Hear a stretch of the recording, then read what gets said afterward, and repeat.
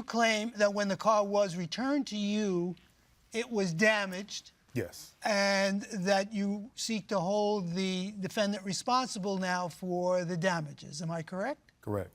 And you're suing her for $3,200. Yes. You claim that was the extent of the damage. So when you returned the car, was it damaged? Your Honor, I didn't drive the vehicle at all, period. At all? And I didn't even step foot in it.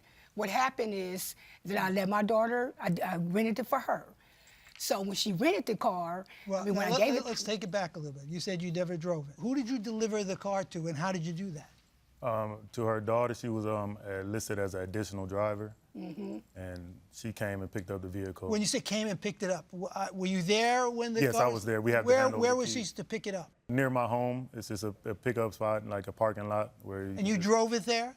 Yes. And you waited for her to come and pick it up? Yes. So the defendant never came to pick up the car? I've never met the defendant. And who returned the car to you? This man right here gave me the keys. The daughter was in the car, and I guess she was tending to her baby. But he actually handed the keys over to me when they. Did you see him drive the car into the pickup area? When I came to the pickup area, they were already there. They were already there. Yeah. Did you notice any damages to the car when you picked it up? I noticed minor things that just like on the tires, it looked like maybe some curb scrape on the tires, and it was like some little white paint. I thought it was like white out on the spoiler, but in this line of business, minor things, you just kind of gotta, if you notice minor things. So you didn't think much of it, and you didn't report it to not initially, Turo or anything. You just let it go. Yes. So Marco, is it? Yeah. Come up here, please. Did you return this car? Yes. Did you drive this car? Yes. You know you weren't supposed to Yeah, drive it. that's- You weren't an authorized driver, Yeah, right? And that's why I took. You have a license. Yes. You have insurance. Not at the time. And did you get into an accident with the car? No, I scraped the pole. Yeah, I scraped the yellow pole, like that was right next, and then I got it fixed. You had an accident with the car? Yes. Where did you get it fixed?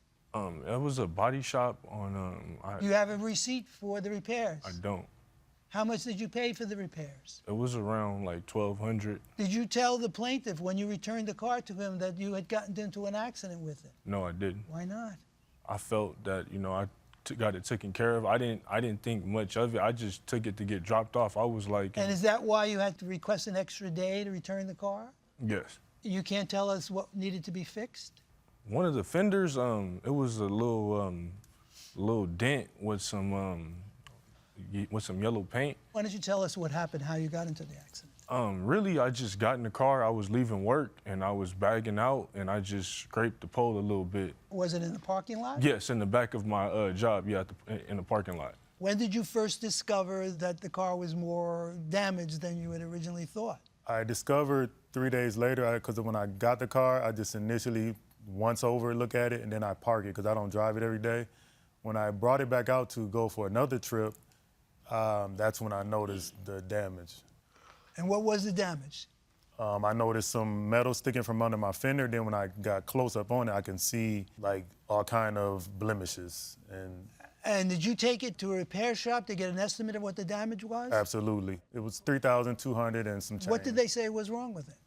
They said it was overspray over the whole passenger side of the car from whoever. It was like, looked like somebody used So spray whoever paint. repaired it didn't do a good job in repairing it. Not at all. And you gave us a receipt for the damages to the car, is that Yes. right? Yes. Now, do you have insurance? Absolutely. Did they pay you for the damage? When it's a Turo claim, my personal insurance isn't involved. I have Turo insurance.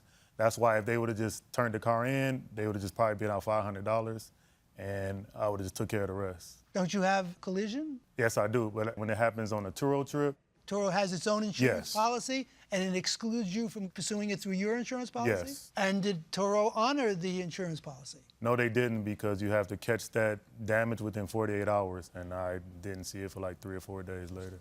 Judge Tawalda? Why did it take you almost a month to reach out to the defendants about the damage?